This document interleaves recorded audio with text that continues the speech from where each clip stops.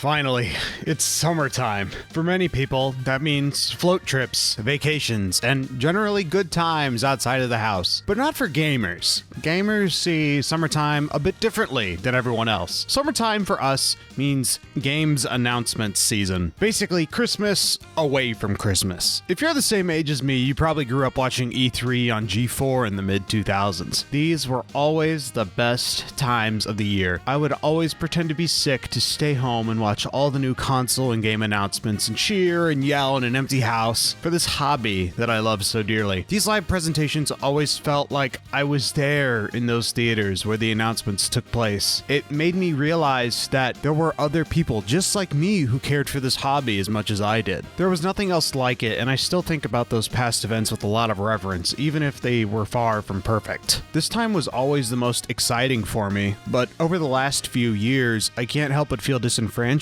by it, and I think many others share that sentiment. Ever since the untimely but predictable death of E3 in the wake of the pandemic, we're left with a pretty pathetic shell of its remains in the form of Summer Games Fest, a show put on by retired games journalist Geoff, a man that has somehow co-opted the entirety of Games Industry Week and has transformed it into something with very little value to regular people like you and me. And watching this year's Summer Games Fest, I can't help but feel like we've finally crossed the line in terms of quality. E3 was always more than Summer Games Fest, and you could see it in the name, E3, Electronic Entertainment Expo. This wasn't just a place for game announcements. This was a place where people could go to make industry connections, interview the people that make the games we love, and get deep dives into up-and-coming pieces of tech. Summer Games Fest, and by extension the Game Awards, are nothing of the sort. I think that is what makes Geoff so greasy as an event organizer. It's that he's always trying to make gaming more of a marketable industry,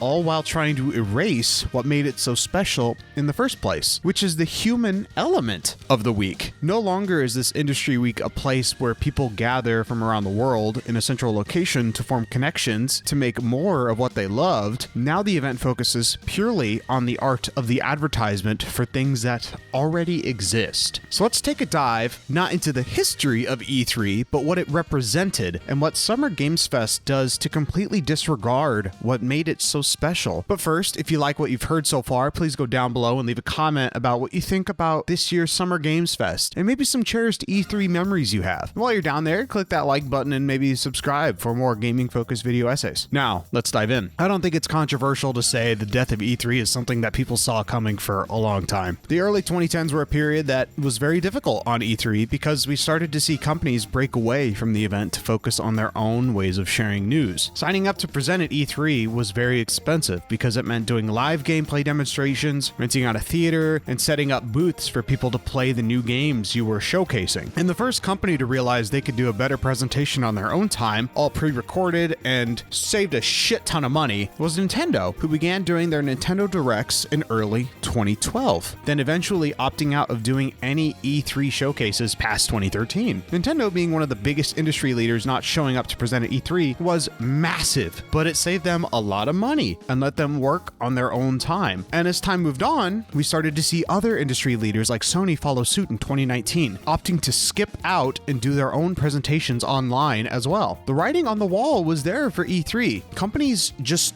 didn't want to spend a massive amount of money to present their new products when they could effectively do it for free online. As long as the pre-filmed directs were announced and communicated about ahead of time, people would show up in droves to watch. But I think this all took away from what made E3 so special in the first place. Like I mentioned earlier, this wasn't just a place to showcase games and new tech. It was very much an industry event where the entirety of the gaming world would collect into a single location to talk about games. It sounds amazing and stressful and sweaty all at the same time, but it had passion, which is what mattered. And when Nintendo and Sony decide not to be present at E3, that was two major players in an industry deciding not to have have some of the most talented and skilled developers go up on stage and present the labors of their hard work for millions of people to see. It's a crucial moment for many game developers because making games is hard and it takes time. A trained talking head has no right to do the talking for the developer. They have nothing to do with making the game. I think it's always best to let the developers speak for themselves because they know more about their games better than anyone else. But sometimes these devs are a bit strange, maybe a bit cringe even.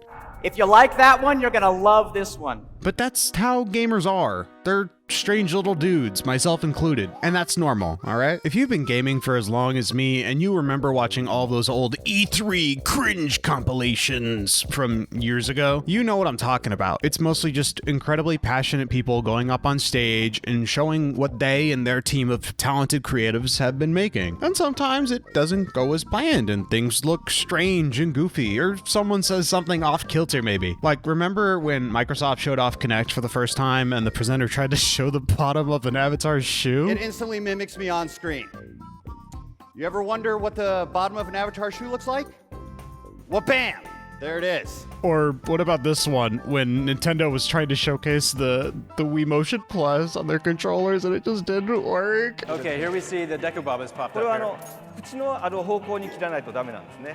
だか Now ら you 上 have か to ら pay 行っても attention because the only way to defeat it is to cut it in the same direction that its mouth is open. See? 横向きに切ります。 It doesn't work if you cut top to bottom on it. 見るの方が上手。 All of these are classics. I love these clips more and more with each passing day because it shows what games really are. They're pieces of software that are effectively held together with black magic and duct tape. Games aren't perfect, and neither are the people that make them. And sometimes they can be a bit cringe. In fact, cringe is what makes E3 so amazing, if you ask me, because to be cringe is to be human, and that human element is the most important part of E3, and we're missing that from Summer Games Fest. E3 would always take place in these elaborate auditoriums that looked like concert halls. The speakers would be cranked up and the crowd would go and cheer for the most amazing games that they saw. And when you watched, it felt like you were there with them. You got to laugh at all the mishaps and the failures, but it's all part of the fun because at least it's authentic. I'd rather believe in someone trying their best instead of someone who couldn't care less trying to sell me garbage I couldn't even care less about. All in all, these presentations weren't about selling you a game, first and foremost. They were about showing the community the best new things that the most brilliant minds in the industry were working on, and it put the developers front and center to let them share what they've made with live gameplay demos, whether they worked or not. This, to me, is the biggest difference between the two conferences. While E3 was very much a passion-filled roller coaster ride with ups and downs, the Summer Games Fest and all other Geoff-led ventures are about as appealing as a piece of white bread. Just like him. Summer Games Fest is about as polar and opposite as it can be to E3 in the sense that it has to be professional, it has to be clean, it has to be choreographed, and most of all, it has to be marketable. But when you sit down and watch it, you'll probably be thinking to yourself after about 30 minutes, why am I even here to begin with? The whole point of presentation week is to see what companies are cooking up, and every damn time, Summer Games Fest shows up, it's always a letdown. So why is it here? Why does it happen in the first place when it feels like there's nothing to show? Well, I think that's a good question that we can chip away at. I think the Summer Games Fest is an attempt by Geoff to make the games industry more mainstream, much like Hollywood, which is why the Summer Games Fest and awards show often have major Hollywood stars appearing on the stage to give speeches about not knowing anything about games but know their kid played Pong once or some shit. And it's so stupid. If you ask me, nothing shows more disdain for your own industry than trying to get noticed by another, more popular one, where you need to feel validated by outside forces. What this tells me is that Geoff has been sucking on Kojima's foot juices for so long, I think he's starting to hallucinate. But when you have to pay people who don't care about what you're doing to be there, that's not authentic. It's fake. And it's a slap in the face to the actual actors and creatives in the industry who are actually making the games in the first place. Geoff is so misguided in his quest to make these events so mainstream that he completely misses the point of the events in the first place. The showcase of the games from the people that make them. At the start of the show this year, he flaccidly addressed the industry layoffs, but gave a pretty wet noodle-ass response to the industry as a whole. He said, quote, But let's also face it, this has been a tumultuous and difficult year with company layoffs and studio closures, which have disappointed all of us. But there's also something else happening. Our industry is evolving and changing. And thanks to digital distribution, smaller teams and new creators are finding incredible success. I look at this list, it's pretty cool, right? And I get inspired that new ideas, new teams, and smaller creators can and will break through. End quote. You sure said a lot of nothing just now, huh? No direct confrontations to any studios in particular. Just a whole lot of, well, these games got made by small studios. This is why we need small studios. What a spineless response from a man who says a lot but does nothing. When you have creative control over a platform as large as Summer Games Fest that is broadcast across the entire world, you have to be the voice of the people. With great power, yada yada, But this is what makes Geoff so marketable. Despite allegedly being a journalist, he stands for nothing. And that's what makes him so valuable as a brand representative. He's clean cut, well spoken, always has a smile on his face, and is overall pretty unproblematic. He would never touch any tricky topics such as studio closures and mass layoffs, despite having such a large platform, because if he did do that, it would close many lucrative doors for advertisers that wish to remain as unproblematic as possible. It's funny, one thing I learned when working in the business world is that when you have no agenda, you make yourself as marketable as possible. And that stands true for Geoff. He has no opinion, and to me, no personality to speak of. Bro walks and talks like an NPC, and his show gives off that same vibe. Manufactured nothing burgers that serve only as advertising vehicles. You can easily tell the energy of Summer Games Fest apart from an E3 presentation. For example, when Keanu walked out after the announcement of Cyberpunk 2077, you can tell the whole atmosphere changed. He had a presence that just can't be captured on a Summer Games Fest stage. All in all, man, the vibes are in shambles. One thing that hurts the most about Summer Games Fest showcases is the lack of developers that actually get up on stage and showcase their games live with vertical slices of gameplay. These were always the most fun of any showcase because it showed that developers were so confident in their product that they would show it being played live. But we just don't get that anymore. Instead, all of the presentations are perfectly edited, snipped, polished straight from the trailer farm. And not only that, the amount of pre-rendered trailers this year was staggering. We sure are announcing a lot of games instead of showing them off, aren't we, guys? I'd much rather have a trailer like the Watch Dogs one, because that at least shows off the idea of the game working in real time. A pre-rendered trailer only serves as a hype piece, and when you have no basis for how hyped you should be because you haven't played the game or seen any gameplay, it's all just a waste of money. It's as simple as that. And speaking of games, it also feels like the majority of games on display this year were mid at best, but every year feels like that. And I think that has a lot to do with how it's presented to the audience. The Summer Games Fest has to keep up this image of the biggest game announcement season of the year, but every year it always disappoints because they put more emphasis on getting new games announced with pre-rendered trailers without actual gameplay, just so that they can say that they have more new announcements to show, and that's what brings in the eyes. I gotta say though, a few things I saw this year did look pretty fire. The Blumhouse games caught my eye in particular, even though I'm not much of a horror game guy, and the announcement that Innersloth are making their own indie publishing branch made me so happy that this small-time team still making Flash games is now an industry powerhouse with enough money to see actual change being made. Imagine that. Another game that I was surprised to see on the stage was Cairn, because it gave off kind of like art house vibes, and that's not really what gets displayed on the main stage most of the time. And then there's Monster Hunter Wilds, and I cannot wait to play it.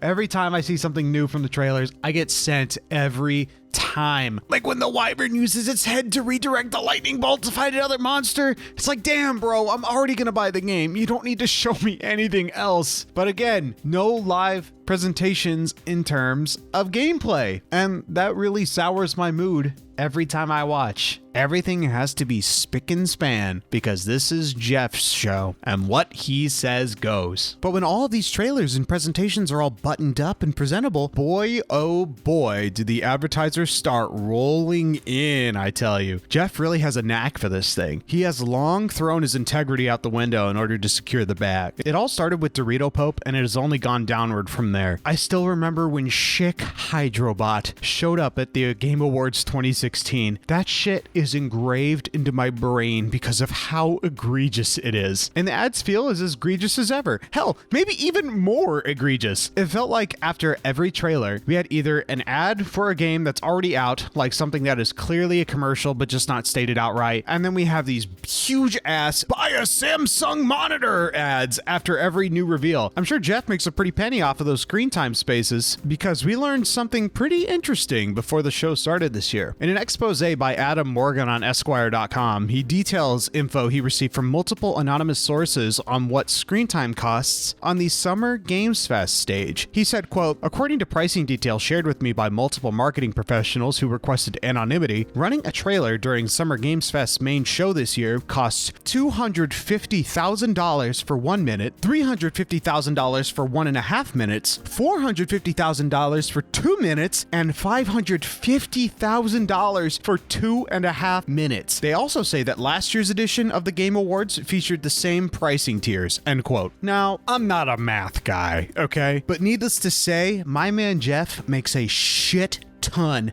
off of these shows, not just from advertisers, but from game studios themselves, because like it or not, these shows are all about putting eyes onto new products. And if you have as much money as Riot does to do a 10-minute block dedicated to a console port of Valorant, then what can Geoff say, really? It's easy money. It's also noted in the expose that Geoff is the sole owner of the company that puts on the Game Awards. Adam notes, quote, over the past 4 years, especially in the wake of E3's permadeath in 2023, Summer Game Fest's influence has grown exponentially, even though Geoff Keighley remains the only name listed as Chief Executive Officer, Secretary, Chief Financial Officer, and sole director on his company's most recent LLC filings in the California Secretary of State, end quote. So to me, this reads as Geoff has a financial incentive to keep running these shows, even if there's nothing good to show. And companies big and small are forced to pay hand over fist in order to secure any screen time during the show. It's so gross, and I feel so nasty thinking about what a stranglehold this one man has over the game announcement industry. Because it's such an absurd price to get these games in front of people's eyes, indies have no chance in hell unless they've got enough money to buy a fucking house in order to get people to see a trailer they put together. It's monopolistic is what it is. And to think, where does all the money he get for these things even go towards funding? Sure, the venue costs a bit of money to rent out, and so does the backstage hands and team techs and whatnot, but that shouldn't cost millions, right? I'm just racking my brain over and over trying to figure out what could possibly warrant the cost of screen time being so high. And all I can think of is trying to pay for appearances by Hollywood actors. But I don't like to speculate about it. If you have any other theories, feel free to leave a comment below and let me know what you think. But also, like, what does he do, though?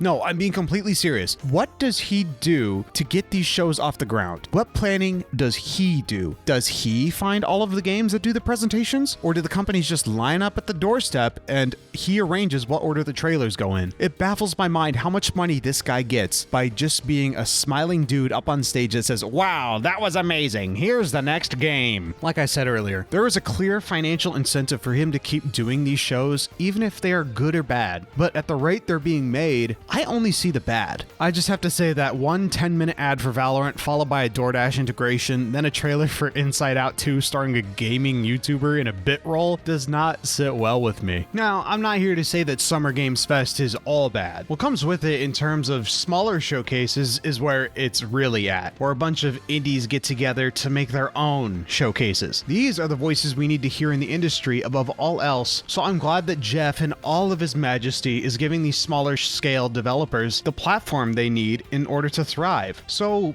maybe that's the rub, right? He takes all of the money in order to set up and arrange all of these other showcases. That can be my only guess. But also during the Game Awards, there aren't any smaller showcases that follow the main event, so that doesn't make much sense to me. I'm sure it takes time and money to set up these smaller showcases, but they can happen with or without Geoff's involvement, and they have been for years. At the end of the day, Geoff can say as much as he wants to about making sure that people want to watch Summer Games Fest, but he does a shit job actually doing doing it. For some context, I'm very much the type of person who has his eyes glued to the screen for the entirety of the event, hooting and hollering during the whole show because this is my favorite time of the year to go wild. But I was not doing that during this pathetic excuse for an event. Half of the show, I was checking my phone to stay awake. It really was the showcase of all time. And I'm usually pretty positive about these things. I like to generally find the positive in the bad, but this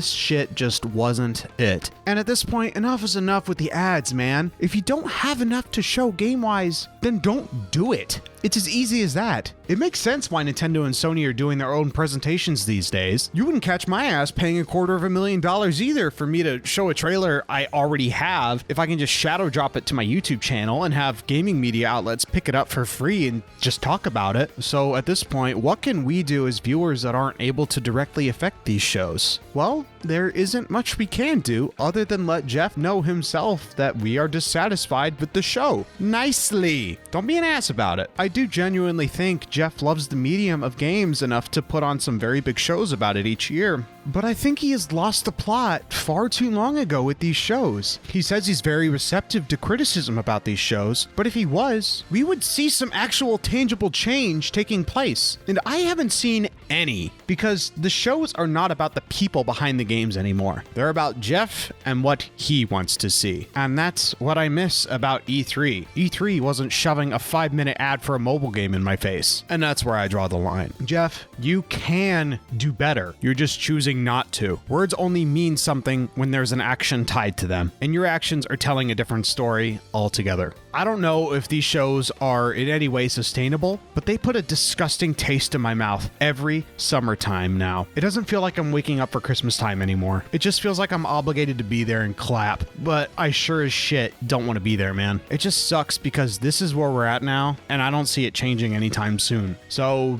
see ya, E3. We had a few good years together, but the times, they are a-changin', and nothing lasts forever, but thanks for the memories. And Summer Games Fest? Just leave, man. You're scaring the hoes. We only invited you here because we like Day of the Devs more. Sorry, but it's the truth.